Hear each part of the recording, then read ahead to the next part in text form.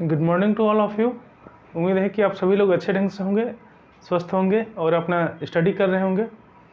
आज हम लोग जो डिस्कस करेंगे वो पृथ्वी के जो विभिन्न स्थल स्वरूप हैं या मुख्य जो स्थल रूप हैं उसके बारे में हम लोग अध्ययन करेंगे।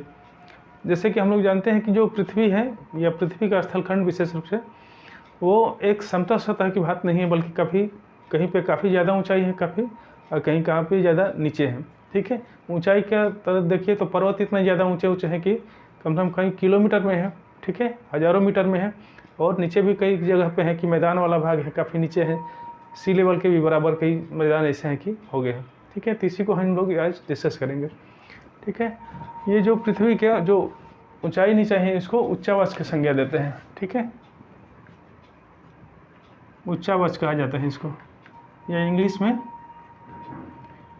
में इसको रिलीफ कहा जाता है। ठीक है, रिलीफ इसको कहा जाता है, विभिन्न उच्चावच जो होता है। अब हम लोग देखते हैं कि ये जो उच्चावच है आखिर बना क्यों है, समतल क्यों नहीं है। ठीक है, तो इसका निर्माण का जो कारण है वो मुश्किल रूप से दो प्रक्रिया द्वारा इसका निर्माण होता है। ठीक है, दो प्रक्रिया, एक प्रक्रिया होता है कि जो पृथ्वी के अंदर, हमेशा हम लोग जानते हैं कि पृथ्वी के अंदर एक गतिशील है या उसमें हलचल होता रहता है।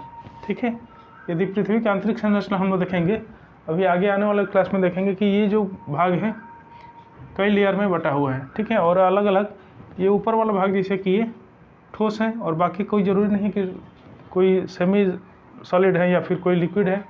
ठीक है, कई बार इसमें हम लोग देखेंगे कुछ भाग इसका लिक्विड स्टेट में भी है। इस प्रकार इसमें हमेशा ये गतिशील रहता है, ये चलते रहता है। ठीक है, ये ऊपर का एक स्थेनोस्फीयर कहा जाता है, नीचे वाला भाग को। ठीक है, वो स्थेनोस्फीयर कहा जाता है, वो हमेशा इसमें हलचल होता रहता है या गतिशील इसमें मूवमेंट होता रहता है। ठीक है, इसी कारण से जो ऊपर वाला भाग भी अक्सर चलते रहते हैं, या फिर इसमें कई पर्वतों का कहीं निर्माण होता है, कहीं भ्रंश बनता है। ठीक है, इस तरह से घटनाएं होती हैं। तो इन सब के कारण इसको क्या बोला जाता है, ये अंतर हलचल के कारण भी जो पृथ्वी को हम लोग स्वरूप देख रहे हैं, ये स्वरूप जो उच्चावच का स्वरूप देख रहे हैं, ये भी इसके कारण भी बनता है। ठीक है, तो इसको क्या बोला जाता है, तकनीकी भाषा में अंतर्जात बल बोलते हैं इसको, अंतर्जात बल। ठीक है, ये पृथ्वी के जो नीचे से लगने वाला जो बल है, अंतर्जात बलों के कारण से पृथ्वी के जो स्वरूप होते हैं स्थलखंड वाला भाग, उसमें स्वरूप में परिवर्तन आता है, तो इसको अंतर्जात बल कहते हैं। और दूसरा होता है बहिर्जात बल। ठीक है, जो सतह के ऊपर जो भाग होता है, बहिर्जात बल इसको बोलते हैं।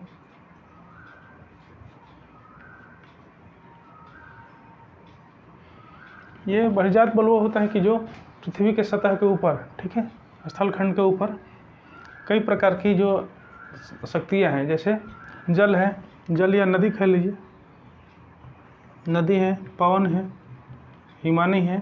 ठीक है, ये इन सबों के कारण से ये स्थल रूप भी परिवर्तन होता रहता है या स्थल रूप भी बनता रहता है। ठीक है, नदी है, कहीं पहाड़ों पर से उतरती हैं, जैसे उतरती हैं, नीचे से उतरती है, तो कई तरह की संरचनाएं भी बनाती जाती हैं। ठीक है, कहीं पे गर्ज बनाएगी, कहीं पे ये यहाँ उतरेगी तो वहाँ पे प्रपात बनाएगी, फिर आगे जाके गर्ज का निर्माण करेगी। ठीक है, गर्ज मतलब कि एक खाई नुमा स्थान होता है इसे। ठीक है, ये गर्ज का निर्माण करती है। इसके साथ साथ अन्य मैदान का भी निर्माण करते हैं, कहीं नीचे पड़ करते हैं, कहीं अपर्दन के कार्य करते हैं, कहीं नीचे पड़ का कार्य करती हैं, तो इसके द्वारा भी कई प्रकार के स्थल स्वरूप होता है वो बनता है। ठीक है, तो इस प्रकार ये नदी द्वारा भी निर्मित होता है। इसके साथ साथ पवन द्वारा भी होता है, जो रेगिस्तानी क्षेत्र में विशेष रूप से ये होता है, बालू को उड़ा करके ले एक जगह से दूसरे स्थान पर ले जाकर जमा कर देता है। तो कुछ जमा करने के कारण भी बनता है, और कुछ होता है कि जो स्थलखंड होता है बार बार एक ही दिशा में हवा चलने की वजह से यहाँ पे ये रगड़ खाते खाते धीरे धीरे अपर्दित होते रहता है। इसको टेक्निकल भाषा में अपर्दन कहा जाता है। ठीक है, तो ये अपर्दन के कार्य और भी चलता रहता है। इसमें से जो बालू बनता है निकल के कहीं ले जाके जमा कर देता है। ठीक है, तो उसके द्वारा भी स्थलखंडों का भी निर्माण होता है। ठीक है, तो आगे हम लोग देखेंगे कि किस प्रकार से स्थलखंड बन रहे हैं। हिमानी है, ये भी हिमानी एक तरह से बर्फ़ का भाग होता है, बहुत बड़ा बर्फ़ का क्षेत्र होता है, उसको हिमानी कहा जाता है। विशेष रूप से ये पर्वतीय क्षेत्रों में होता है, नहीं तो फिर जो ध्रुवीय क्षेत्र होता है, पृथ्वी के जो ध्रुवीय क्षेत्र हो, उत्तरी ध्रुवीय या दक्षिणी ध्रुवीय भाग में ज़्यादा है। ठीक है। तो वहाँ पे भी कई प्रकार के स्थल रूपों का निर्माण होता रहता है, ठीक है। तो ये रहा, ये जो प्रक्रिया है स्थल रूप जो बनते हैं उसके प्रक्रिया है, ठीक है। इस प्रक्रिया के कारण से जो स्थल रूप है इसका ऊंचा वक्ष जो बनता रहता है, ठीक है। ये जो बहिर्जात बल है इसमें मुख्य रूप से दो प्रक्रिया होता है, एक होता है अपर्दन, दूसरा होता है निक्षेपण। जो अपर्दन के कार्य होता है वो काट छांट करता रहता है, कोई भी जल हो चाहे हिमानी हो चाहे पवन हो, ये पवन हमेशा इसको काट काट के धीरे धीरे, इसका अपर्दन के कार्य होता है कि जो ऊंचा वाला भाग होता है काट काट कर हमेशा इसको नीचे कर देता है, ठीक है। और निक्षेपण कार्य होता है कि जो भी इसमें मालवा बचा रहता है या इसका जो अवसाद होता है, अवसादों के लेकर के एक स्थान पर ले जाकर के दूसरे स्थान पर कहीं पे डिपोजिशन या वहीं पे जमा कर देते हैं, इसको तकनीकी भाषा में निक्षेपण कहा जाता है, ठीक है। तो ये दोनों प्रक्रिया के द्वारा क्या बनते हैं, स्थल स्वरूपों का विकास होता है, ठीक है। तो ये हम लोग देखें कि किस प्रक्रिया के द्वारा स्थल रूप का विकास होता है। अब हम लोग देखते हैं कि जो स्थल रूप है इसका कई प्रकार के होते हैं, वर्गीकरण करते हैं इसका। जो प्रमुख स्थल रूप है उसके बारे में केवल हम लोग डिस्कस कर रहे हैं, ठीक है। प्रकार या वर्गीकरण कर लीजिए। स्थल रूपों का वर्गीकरण है, ठीक है।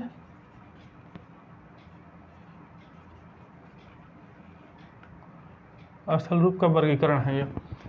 जो पहला है वो पर्वत है, पर्वत इंग्लिश में या माउंटेन इसको बोलते हैं। दूसरा है पठार, इसको हिंदी में, इंग्लिश में इसको प्लेटो बोलते हैं। और तीसरा है मैदान, इसको इंग्लिश में क्या बोलते हैं, प्लेन बोलते हैं, ठीक है।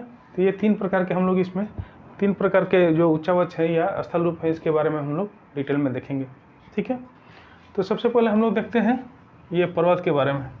ये माउंटेन होता क्या है।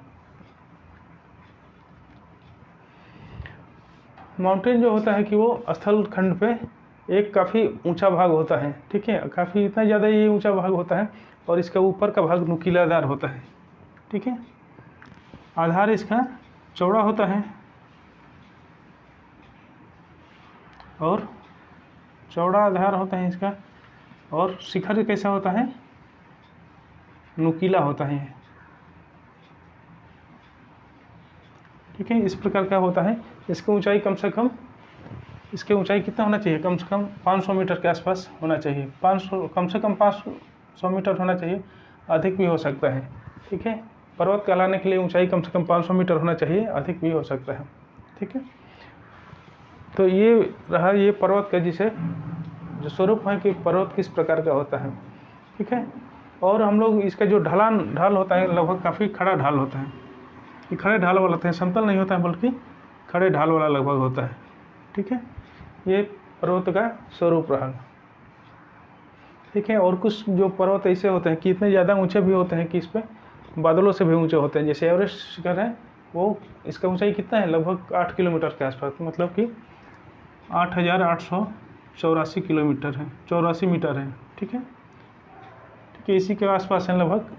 तो ये मतलब कि लगभग 8 या 8.5 9 किलोमीटर के आसपास हो रहा है। तो इतना ऊंचाई, क्योंकि बादल कितने में पाए जाते हैं, बादल मुश्किल से 3 या 4 किलोमीटर पे मिलने लगते हैं बादल, या मैं 4,000 मीटर पे लगभग, ठीक है। जबकि ये कितना है, 8,000 मीटर से भी ऊपर है।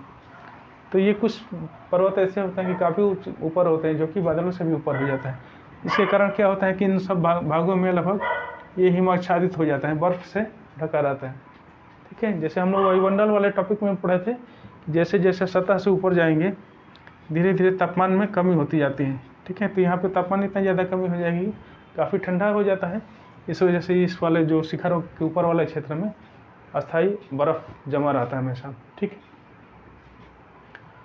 कुछ पर्वत ऐसे होते हैं कि समुद्र के भीतर भी होते हैं, ठीक है। हम लोग देख नहीं पाते हैं क्योंकि पानी से भरा रहते हैं, समुद्र में के अंदर होता है तो इसलिए, लेकिन उसमें भी पर्वत पाए जाते हैं। लेकिन हम लोग जो डिस्कस कर रहे हैं केवल स्थल खंड का भी जो भी पर्वत है उसके बारे में हम ये केवल डिस्कस कर रहे हैं, ठीक है। तो ये रहा पर्वत। अब देखते हैं ये पर्वत श्रृंखला एक नाम है, शब्दावली यूज़ करते हैं पर्वत श्रृंखला। पर्वत श्रृंखला होता क्या है? पर्वत श्रृंखला ये पर्वत ही का ही भाग होता है, एक लाइन में होता है, ठीक है। ये पर्वत एक जब लाइन में मिलने लगते हैं तो इसको पर्वत श्रृंखला कहा जाता है या माउंटेन चेन कहा जाता है, ठीक है।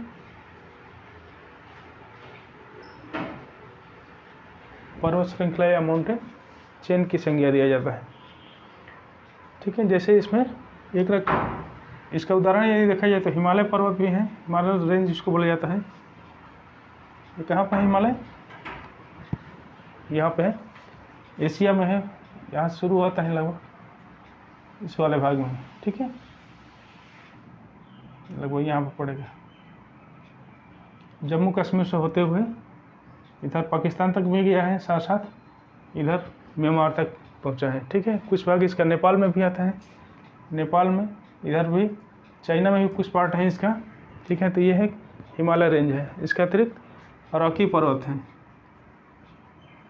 रॉकी माउंटेन कहाँ है? यहाँ पे ये रॉकी माउंटेन है, ठीक है। इसके अतिरिक्त कौन सा है? एंडीज है। एंडीज माउंटेन यहाँ पे दक्षिणी अमेरिका में है, ठीक है। इस से लंबा फैला हुआ है। एंडीज विश्व का सबसे लंबा पर्वत श्रृंखला है, ठीक है। लंबाई में सर्वाधिक ये लंबा है, ठीक है। अब हम लोग देखते हैं कि जो पर्वतों हैं वो कितने प्रकार के होते हैं, ठीक है। कितने प्रकार के पर्वत होते हैं? तो पर्वतों के पर्वत के प्रकार, ठीक है। ये पर्वत मुख्य रूप से 3 तरह के होते हैं। पहला है बलित पर्वत,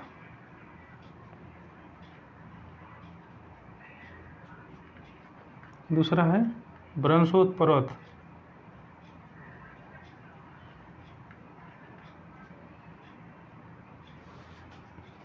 ठीक है, और तीसरा है ज्वालामुखी पर्वत।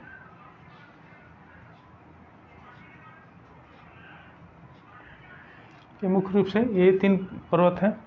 एक और भी आता है अवशिष्ट पर्वत कहते हैं, लेकिन इसमें चूंकि एनसीईआरटी में इस वाले टॉपिक में दिया नहीं गया है, ठीक है। तो इस 3 ही पर्वत के बारे में हम लोग यहाँ पे देखते हैं। सबसे पहले हम लोग देखते हैं ये बलित पर्वत होता क्या है। बलित पर्वत का अभी तो इसमें उत्पत्ति के बारे में नहीं बताएंगे, यहाँ पे डिस्कस किया गया है, लेकिन बलित पर्वत नहीं समझिए कि एक पहले जलीय भाग होता था, ठीक है। जलीय इसमें उथला भाग होता था, धीरे धीरे इसमें नदी द्वारा जमते जमते ये अंदर के हलचल के कारण धीरे धीरे 2 प्लेट होते हैं, दोनों प्लेट जुड़ेगा तो धीरे धीरे दबाव हो गया तो ये वाला भाग धीरे धीरे ऊपर उठने लगता है। तो ये इसमें बलन की क्रिया होने लगती है, बलन मतलब कि गुड़ाव की क्रिया होने लगता है। तो इस प्रकार का ये पर्वतों का निर्माण हो जाता है, ठीक है। तो इसको बलित पर्वत कहा जाता है, ठीक है। इधर का जो अवसाद था, अवसाद ही क्या हो जाता है, एक बलित क्रिया बलन हो जाता है, बलन यह भी पर्वत का रूप में हो जाता है, ठीक है। इस प्रकार का जो बलित पर्वत है कौन कौन सा है, जो अभी हम लोग देखे थे, ये रॉकी माउंटेन है, ठीक है, ये भी बलित पर्वतों का उदाहरण है। एंडीज भी है, ये भी बलित पर्वतों का उदाहरण है, ये भी, ठीक है। और हिमालय भी यहाँ का, एशिया का जो हिमालय है ये भी बलित पर्वतों का ही उदाहरण है, ठीक है। तो इसको भी याद रखिएगा कि बलित पर्वत कौन कौन सा है, ठीक है।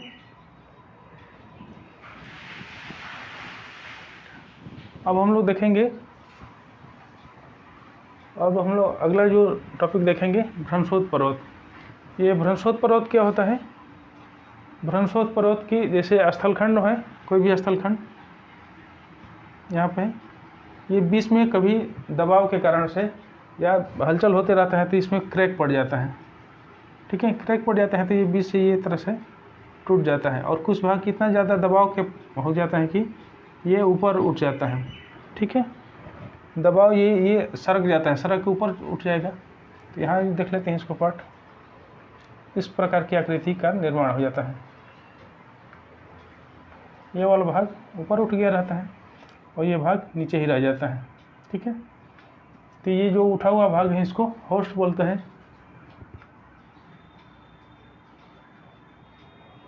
और ये जो नीचे वाला भाग क्या है, इसको, ये जो नीचे वाला जो भाग रहता है इसको ग्राबेन बोलते हैं।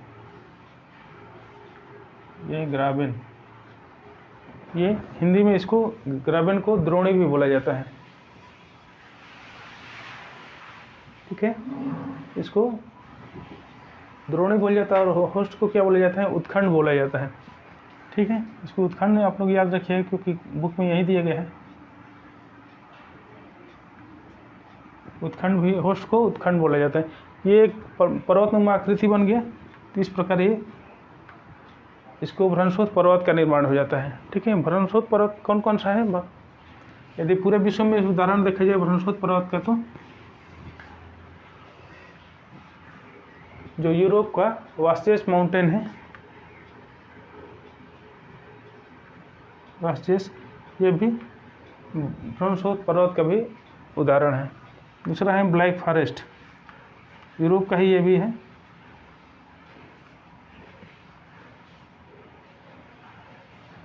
ये भी किसका उदाहरण है, भ्रंशोत पर्वत का ही उदाहरण है।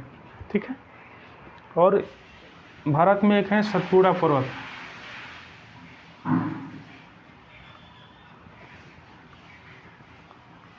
ठीक है, ये भारत में है, ये भी भ्रंशोत पर्वत का अच्छा उदाहरण है।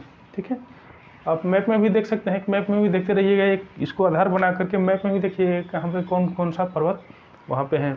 ठीक है, तो ये रहा भ्रंशोत पर्वत, इसको बोला जाता है। अब हम लोग देखते हैं तीसरा, यानी कि ज्वालामुखी पर्वत क्या होता है। जैसे कि हम लोग जानते हैं कि ज्वालामुखी होता है वो पृथ्वी के अंदर से उद्गार होता है। ठीक है, पृथ्वी के अंदर काफ़ी हलचल होते रहता है, जो एस्थेनोस्फीयर की बात में अभी हम डिस्कस किए थे कि जो गलित अवस्था में होता है, काफ़ी तप्त और गलित अवस्था में होता है, कई बार ज्वालामुखी के रूप में ऊपर आने लगता है सतह से। यहाँ पे है स्थल खंड है, तो यहाँ से स्थल वो यहाँ पे, ये पे कौन सा भाग है, जो एस्थेनोस्फीयर की बात कर रहे हैं। ठीक है,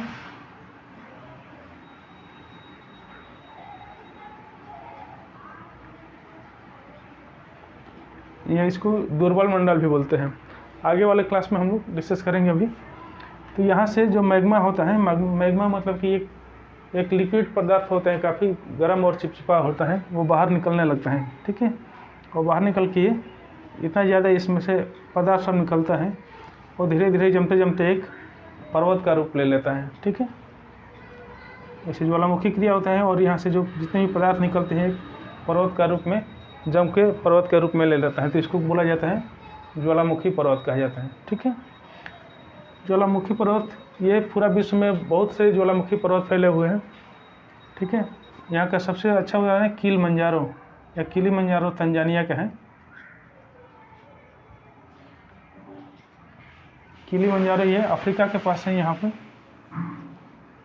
ये किलिमंजारो यहाँ पे है। ठीक है, किलिमंजारो भी पर्वत है, ये अभी तंजानिया में है। ये काफ़ी अच्छा उदाहरण है ज्वालामुखी पर्वत के। इसके अतिरिक्त ये जापान में यहाँ पे फ्यूजियामा है।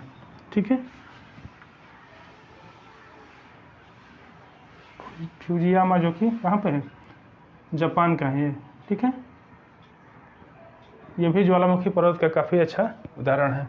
ठीक है, अन्य कई भी है, पूरा वर्ल्ड में देखिएगा मैप निकाल करके कौन कौन सा कहाँ पे ज्वालामुखी पर्वत है, कितने पर्वत हैं, फिर बाद में उसको अलग अलग डिवाइड करिए कि कौन सा पर्वत, कौन सा ज्वालामुखी पर्वत है, कौन सा बलित पर्वत है, कौन सा भ्रंशोत पर्वत है। ठीक है, तो ये रहा ज्वालामुखी पर्वत। अब हम लोग अगला टॉपिक देखते हैं, ये पर्वतों का पहले कुछ लाभ देख लेते हैं। ठीक है, क्या क्या पर्वत से लाभ होते हैं। जैसे हम लोग जानते हैं कि जो पर्वत श्रेणी है ये काफ़ी ऊंचाई पे होता है। ठीक है, और ऊंचाई पर होने के कारण से क्या होता है, वहाँ की एक सामान्य जनजीवन नहीं होता है, बल्कि एक रहन सहन का तरीका भी अलग होता है, क्योंकि समतल भूमि तो है नहीं कि वहाँ पर खेती कृषि कर सकते हैं। वहाँ ज़्यादातर लोग वनों पर ही निर्भर करते हैं। ठीक है, वन्य क्षेत्र उसमें ज़्यादा है, इस क्षेत्र में यहाँ पेड़ उगे रहते हैं सब, तो इन लोगों का कृषि व्यवस्था भी, और कभी कभी ये लोग पेड़ों को ये समतल इसको बना के, ठीक है, काट के इसे समतल बना के यहाँ पे खेती करते रहते हैं। ठीक है, पर्वतों को काट करके भी खेती यहाँ पे विशेष रूप से चाय की खेती होती है। ठीक है। तो पर्वतों से सबसे फ़ायदा ये है कि यहाँ पे जो कुछ ऐसे पौधे हैं कि इसी क्षेत्र में ही उगते हैं, ठीक है। एक तो वन मिलते हैं यहाँ से, या वन मिलते हैं, तो ये ईंधन के भी काम में आता है, फर्नीचर भी बनता है, ठीक है। पर्यावरण के लिए भी ये अनुकूल होता है या लाभदायक होता है, ठीक है। इस प्रकार से वनों से कई तरह से लाभ है। इसके अतिरिक्त यहाँ पे चाय की खेती होती है, कृषि जो होती है इससे भी कई बार मुनाफा मिलता है, ठीक है। इसका भी खेती होती है। ये पर्वत श्रेणियाँ से ये भाग पूरा ग्लेशियर या हिमालय से आच्छादित रहता है, हिम से। इससे निकलने वाली जो नदियाँ होती हैं, नदियों के द्वारा लाभ होता है। नदी होती है, इसके द्वारा क्या होता है, सिंचाई का कार्य किया जाता है, ठीक है। इसके अतिरिक्त विद्युत का उत्पादन किया जाता है। इस प्रकार ये कई तरह से पर्वत से हम लोग लाभ ले सकते हैं, ठीक है। इसके अतिरिक्त पर्यटन भी है। जो पर्यटक आते हैं, घूमने उमने के लिए आते हैं, तो उसके की वजह से भी काफ़ी ज़्यादा लाभ मिलता है। वहाँ के स्थानीय लोग को भी मिलता है, इसके साथ साथ सरकार को भी इससे मिलता है, फ़ायदा मिलता है, ठीक है। तो ये रहा पर्वतों से लाभ। अब हम लोग देखते हैं अगला जो हम लोग ऊँचा वच है वो है पठार। जो दूसरा ऊँचा वच क्या था, पठार। पठार या इंग्लिश में इसको प्लेटो की संज्ञा देते हैं, ठीक है। प्लेटो होता क्या है, ये भी एक ऊंचा ही भाग होता है, ये खड़े ढाल वाला भी होता है, ठीक है। ऊंचा होता है, ये खड़े ढाल वाला भाग होता है। जैसे कि हम लोग पर्वतों में देखे थे कि ये पर्वत भी काफ़ी ऊंचे होते हैं, लेकिन वो खड़े ढाल वाले भी होते हैं, लेकिन उसका जो शिखर होता है पर्वतों का नुकीला होता है। जबकि पठार का क्या होता है, चौरस भाग होता है, ये काफ़ी चौड़ा होता है, ठीक है। काफ़ी चौड़ा मतलब होता है। ये क्षेत्रफल लगभग सैकड़ों किलोमीटर से लेकर के हज़ारों किलोमीटर तक भी होता है, ठीक है। क्षेत्रफल इसका सैकड़ों से लेकर हज़ारों किलोमीटर तक इसके क्षेत्रफल होते हैं, काफ़ी ये चौड़े होते हैं, ठीक है। और इसका ढलान भी होता है, लगभग खड़े ढाल होता है, ठीक है। तो ये ऊंचाई के आधार पर ही इसका डिवीजन किया गया है। जो भी ऊंचा वच है उसके ऊंचाई और ढलान के आधार पर डिवीजन किया गया है, ठीक है। तो इस प्रकार से ये पठार होते हैं। अब हम लोग देखते हैं कि जो पठार हैं, कई प्रकार के जो पठार हैं, जैसे कि हम लोग देखते हैं कि ये जो दक्कन का पठार है भारत का सबसे अच्छा उदाहरण है। क्या है, दक्कन का पठार, ठीक है। और विश्व में कई भी पठार फैले हुए हैं, उसको भी देखिएगा। यहाँ ब्राज़ील में है, इसको ब्राज़ील का पठार भी बोलते हैं, ठीक है। ब्राज़ील पठार। और ये डेकेन्सबर्ग पठार यहाँ पे है, ठीक है। दक्षिणी अफ्रीका में है, कौन सा पठार है, डेकेन्सबर्ग, ठीक है। यहाँ भी एक ओजार्क पठार का है, यूएसए में, यूएसए का क्षेत्र है, उत्तरी अमेरिका का ओजार्क पठार,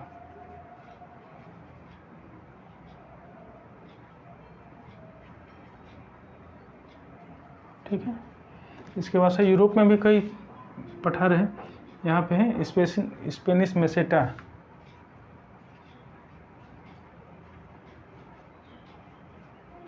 ठीक है। इसके अतिरिक्त अन्य भी कई पठार हैं, ब्रिटेनी पठार हैं, या फिर बहुत से पठार इधर, और एटलस में निकाल के देखिए कहाँ कहाँ से कौन कौन सा पठार हैं, ठीक है। ये भारत के जो सबसे ऊंचा, भारत नहीं पूरे विश्व का सबसे जो ऊंचा पठार है यहाँ पे, हिमालय के थोड़ा सा उत्तर में ये भाग में है, क्या है, तिब्बत का पठार बोला जाता है। सबसे इम्पोर्टेंट है ये तिब्बत का पठार है,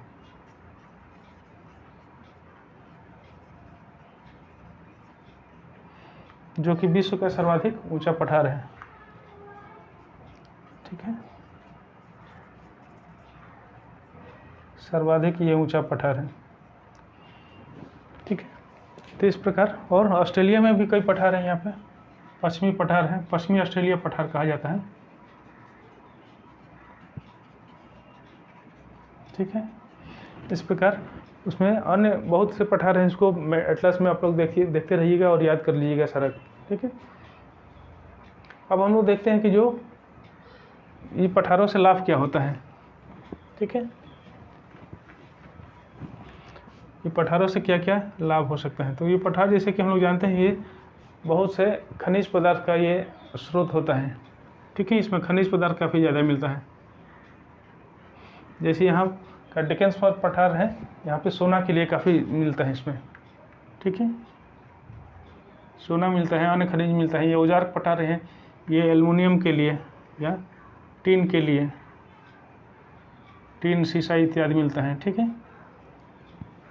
चांदी भी मिलता है इसमें, कई पठार ऐसे हैं, ठीक है। यहाँ पे बोल्बिया का पठार है, यहाँ पर टीन मिलता है, ये बोल्बिया का पठार है, टीन का भी काफ़ी मिलता है यहाँ पे। अन्य कई पठार हैं, इसको भी आप लोग याद करिए कहाँ पे क्या क्या मिलता है, ठीक है। ये भी पठार है जैसे कृषि के लिए जो डेक्कन पठार है, वहाँ पे ज्वालामुखी के उद्गार से बना हुआ था, ठीक है। ये जो पठार है कई तरह से निर्मित होता है, तो ये ज्वालामुखी के उद्गार द्वारा बना हुआ पठार है, तो इसके द्वारा काफ़ी उपजाऊ मिट्टी मिला है, ठीक है। तो जो दक्कन का पठार है कृषि के लिए, कपास की कृषि के लिए, ठीक है, कपास की कृषि के लिए काफ़ी ये अनुकूल मृदा मिलता है इससे, ठीक है। तो इस प्रकार से खनिजों से फायदा मिलता है। इसके अतिरिक्त इसके में जलप्रपात भी होता है, ठीक है। जलप्रपात, ये वाटरफॉल इसको बोला जाता है। स्वर्णरेखा जो नदी है यहाँ से निकलती है, वो नागपुर पठार से निकल करके, ठीक है। यहाँ पे भारत में देखिएगा एक नागपुर पठार होगा, काफ़ी इम्पोर्टेंट पठार है। यहाँ से निकल के स्वर्णरेखा नदी निकलती है, उस पर कई प्रकार के पठार प्रपात भी बनता है, ठीक है। हुंडरू प्रपात एक नाम है, वो भी स्वर्णरेखा नदी पर भी बना हुआ है, ठीक है। और यहाँ पे जो कर्नाटक है, कर्नाटक का पठार एक यहाँ पे है भारत में ही,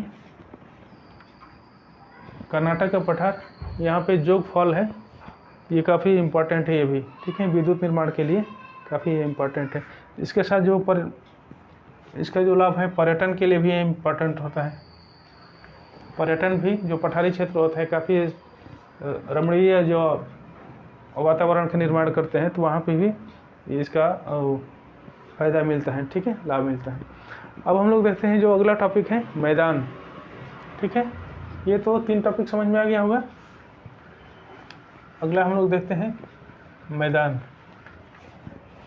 अगला जो स्थल रूप है मैदान है, तीसरा।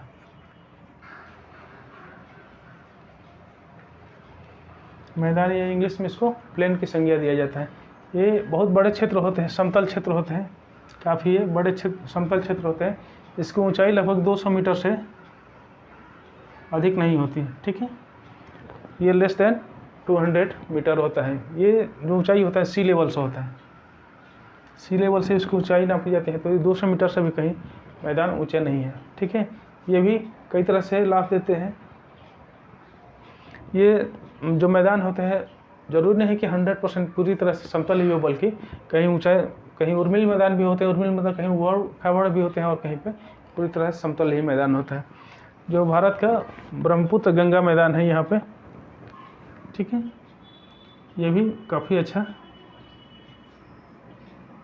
ये वाला क्षेत्र में ब्रह्मपुत्र गंगा मैदान, ठीक है, ये भी बहुत अच्छा ये मैदान का उदाहरण है। यहाँ पे कई प्रकार से कृषि के लिए काफ़ी अनुकूल दशाएं होती हैं, इसके साथ साथ परिवहन के लिए भी होता है, ठीक है। निवास जो जनसंख्या के लिए काफ़ी ये इम्पोर्टेंट होता है, क्योंकि समतल भाग होता है, जनसंख्या वहाँ रहने की ज़्यादा कोशिश करती है, ठीक है।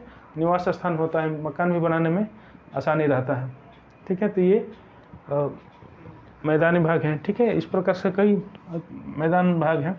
ये ऑस्ट्रेलिया का ग्रेट प्लेन इसको बोला जाता है, ठीक है। ये वाला क्षेत्र होता है, काफ़ी ये प्लेनी क्षेत्र है या मैदानी क्षेत्र है। ये ऑस्ट्रेलिया का है, ये दक्षिण उत्तरी अमेरिका का या यूएसए का कहिए, ये लगभग ज़्यादा भाग ये यूएसए या संयुक्त राज्य अमेरिका में ही है, ठीक है। तो ये भी काफ़ी इम्पोर्टेंट है। इसके अतिरिक्त यहाँ पे भी ये सिंधु नदी द्वारा भी बनाया गया मैदान है, ठीक है। ये भी पूरे विश्व में देखिए कहाँ कहाँ पे कौन कौन सा मैदान है, ठीक है। वो चाइना द्वारा भी बनाया गया, यहाँ पे यांगसिटी नदी है, इसके द्वारा भी एक मैदानी क्षेत्र का निर्माण किया जाता है। ये भी जनसंख्या के रहने के लिए काफ़ी अनुकूल दशा होती है, वहाँ पे जनसंख्या काफ़ी निवास करता है, ठीक है। और इसका लाभ भी जैसे हम लोग देखते हैं कि लाभ क्या क्या होता है मैदानी भाग का, क्योंकि ये कृषि के लिए काफ़ी अनुकूल दशा होता है या समतल होता है, तो इस समय कृषि आराम से किया जा सकता है। परिवहन के लिए भी इम्पोर्टेंट होता है, चूँकि समतल होता है तो कोई भी चाहे रेल परिवहन हो या सड़क परिवहन हो, ठीक है, ये सही रहता है परिवहन के लिए। इसके अतिरिक्त मैदानी क्षेत्रों में निवास, जनसंख्या के निवास के लिए, ठीक है, निवास या मकान बनाने के लिए काफ़ी अनुकूल दशाएं होती हैं, ठीक है। तो ये है मैदानी क्षेत्रों का लाभ, ठीक है। अब हम लोग देखते हैं कि जो जितने स्थल रूप हैं, स्थल रूप में किस किस ढंग से लोग अपना जीवन यापन करते हैं सब, क्योंकि ये उच्चावच काफ़ी ऊंचाई में अंतर है। ऊंचाई में अंतर होने के कारण से इसका अलग अलग ढंग से यूज किया जाता है या अलग अलग ढंग से उपयोग किया जाता है, ठीक है। तो जैसे पर्वतीय क्षेत्र होते हैं, पर्वतीय क्षेत्र में क्या होता है, जैसे कि अभी हम लोग बताए कि उसमें रहन सहन का ढंग ही अलग होता है। रहन सहन का ढंग मतलब कि वहाँ के जो लोग होते हैं विशेष रूप से पर्यटन पर भी आधारित होते हैं, और साथ साथ जो वहाँ की वनस्पतियाँ होते हैं, वन होते हैं, उस पर भी आधारित कार्य करते हैं, उस पर भी ज़्यादा निर्भर रहते हैं, ठीक है। उसके साथ साथ जो चाय की कृषि भी करते हैं, चाय की वहाँ पे कृषि करते हैं, ठीक है। इसके बाद से लंबरिंग के काम करते हैं या वनस्पति से संबंधित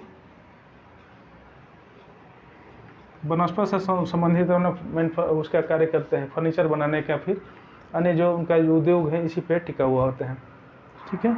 इसके अतिरिक्त पर्यटन पे निर्भर रहते हैं वहाँ पे पर्वतीय क्षेत्र के लोग, जबकि मैदानी क्षेत्र के लोग क्या करते हैं, ज़्यादातर ये कृषि पे, उद्योग धंधों पर, उद्योग लगाने के लिए भी ठीक रहता है। इसके साथ साथ अन्य कार्य भी यहाँ पे, बाज़ार भी काफ़ी उपलब्ध रहता है, क्योंकि समतल सतह होने के कारण जनसंख्या ज़्यादा रहती है, इसलिए बाज़ार भी यहाँ पे काफ़ी मिलता है, ठीक है। तो इस प्रकार से, लेकिन कई बार होता है कि वहाँ पे जो पर्वतीय क्षेत्र होते हैं उसमें ज़्यादातर जो प्राकृतिक आपदाएं भी आती रहती हैं, ठीक है, ज़्यादा अस्थिर होता है। इसके वजह से पर्वतीय क्षेत्र